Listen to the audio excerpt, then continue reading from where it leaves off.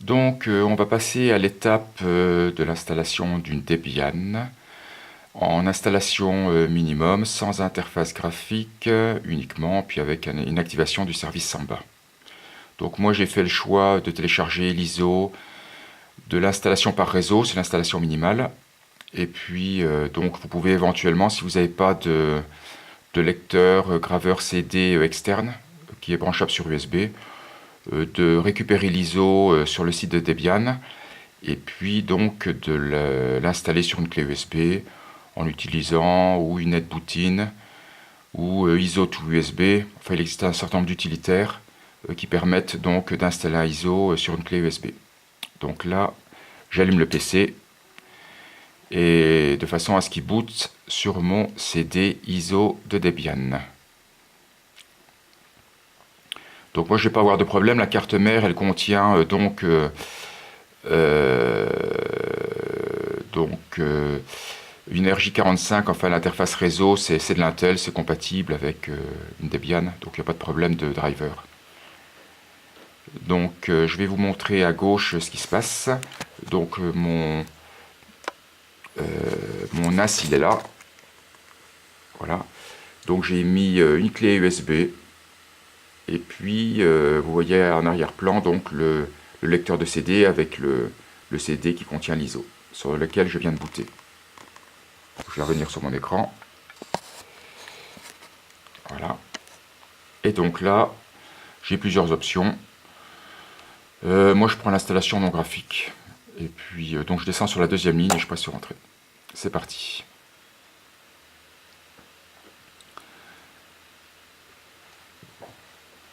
Donc là je décide aussi d'installer la Debian dans un contexte UEFI parce que c'est le paramétrage par défaut du BIOS de la carte mère. Et puis ça posera pas de problème en fait. Donc là on me demande de choisir la langue. Je descends 5 ou 6 lignes en dessous de English et il y a French. Ça tombe bien. Il suffit de valider par entrée. Territoire ou région en France. Ensuite français pour les dispositions du clavier. Et c'est parti, détection du matériel.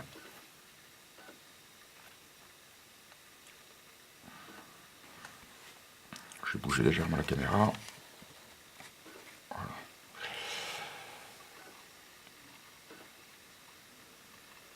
Ça va être relativement rapide hein, puisque ce sera une installation minimale. Et donc, le chargement des composants supplémentaires, mais ça ne va pas traîner. Donc, pour mémoire, je travaille sur un Celeron G39, un Celeron classique avec un disque dur de 3 Tera qui servira de stockage pour mon NAS. Et puis, le système donc, se bootera sur une clé USB, une Lexar classique, en 128 Go. Donc, la détection du matériel réseau, c'est en cours.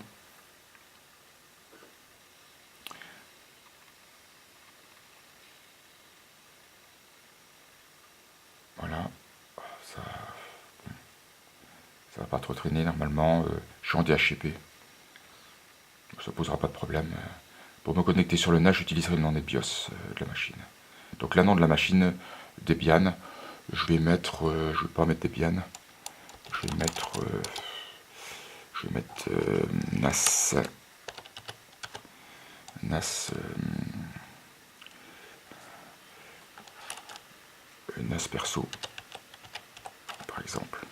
NAS perso 8. Et puis je presse sur Entrée. Domaine home, je laisse. Et c'est parti. Voilà, donc là, mot de passe super utilisateur. Il est conseillé de ne pas l'oublier. Donc voilà, vous choisissez un nom.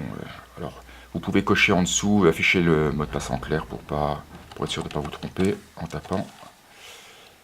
Alors, défaut, le pavé numérique n'est pas allumé sous Linux, donc par rapport à d'autres systèmes d'exploitation, ça se règle. Bon, hop, il faut le confirmer. Bon, en utilisateur lambda, vous pouvez mettre ce que vous voulez, c'est bien ancré. Hein. Donc là, identifiant pareil, puis mot de passe pareil. Donc là, vous créez un mot de passe aussi. C'est assez simple. Vous pressez sur Entrée. Donc vous avez créé Vous avez créé donc un password, un mot de passe pour le root, pour l'administrateur, et puis vous avez créé un utilisateur. Moi je l'ai appelé perso, vous l'appelez comme vous voulez, et puis avec un mot de passe.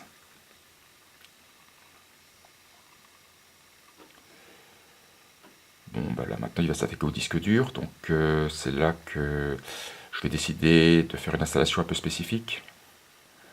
C'est-à-dire que je travaillerai sans swap pour diminuer le nombre d'accès en écriture sur la clé USB. De toute façon j'ai 8 Go de RAM, c'est largement suffisant, il n'y aura pas besoin de swap.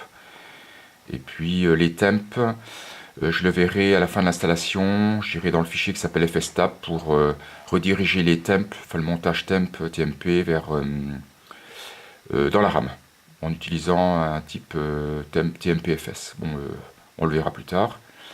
Donc là pour le partitionnement du disque dur, donc je mets manuel. Hop, voilà. Et puis là, donc là, je vais d'abord attaquer donc ma clé Lexar sur laquelle je vais installer mon système. Donc c'est facile. Donc là je presse sur Entrée, je crée une nouvelle table de partition pour être bien sûr de démarrer de zéro.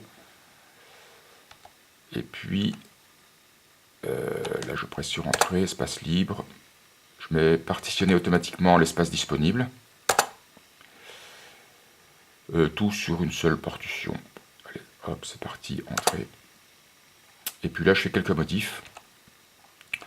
Donc il y a une première partition ESP, c'est lié à l'environnement UEFI, donc là il faut la laisser. La deuxième, c'est le point de montage principal, donc il y a en EXT4, il n'y a rien trop à redire. Ensuite il y a une partition swap que je vais supprimer. Et puis là il y a 1 mégabit d'espace libre, je pense que c'est créé automatiquement, c'est lié au support sur lequel j'installe mon système. Donc là, à la place de... Déjà je la supprime, la partition swap. Donc hop, je presse sur Entrée, supprimer la partition parce que j'en aurai pas besoin. Et puis l'espace où il y a le montage, le point de montage principal, je l'agrandis de 8,5 Go pour pas trop perdre d'espace libre. Donc je presse Entrée dessus, c'est facile. Et puis voilà, donc là je fais supprimer la partition. Alors, donc ça fait, faut être un peu matheux, 119 plus 8,5. Donc ça fait 127,5 gigabits. Donc 127,5 gigabits. Donc j'y vais dessus, je la supprime et je la recrée. Voilà. Donc hop. Et pas partitionner automatiquement cette fois-ci. Je crée une nouvelle partition, 127,5. EXT4, ça tombe bien, c'est ce que je voulais. Et puis là, je fais fin de paramétrage de cette partition. Et donc là, je me retrouve avec donc un méga d'espace libre, puis la partition ESP qui correspond donc à l'environnement UEFI, puis une partition avec le point de montage principal EXT4, et puis l'espace libre à mégabits. Je vais terminer le partitionnement, sauf si j'envisage de paramétrer le disque dur sur lequel j'ai stocké mes données NAS. Donc je vais remonter dessus, j'en profiter. Là, espace libre, donc je presse sur Entrée. Créer une nouvelle partition. Et puis là, 3 Tera, je prends la totalité du disque. Et en point de montage, je prends pas Home, je vais créer donc un montage que je vais appeler partage. Et je presse sur Entrée. Partage. En système de fichiers, je vais prendre XFS. Voilà. Et puis, en option de montage, je vais sélectionner No Time pour pas de mise à jour des heures d'accès des iNodes. Ça permet d'éviter trop d'accès en lecture-écriture pour rien. Continuer. Et puis je fais fin de paramétrage de cette partition. Ensuite je descends sur terminer le partitionnement et appliquer les changements. Voilà, il râle parce que j'ai pas de partition swap. Je souhaite ne pas revenir au menu de partitionnement, donc je fais non. Ensuite, si vous continuez, les modifications affichées seront écrites sur les disques. C'est exactement ce que je vais faire. Donc, faut-il appliquer les changements sur les disques? Oui. Ça va relativement vite. Voilà, relativement. Ça va quand même mettre un petit 33%, c'est un petit peu long.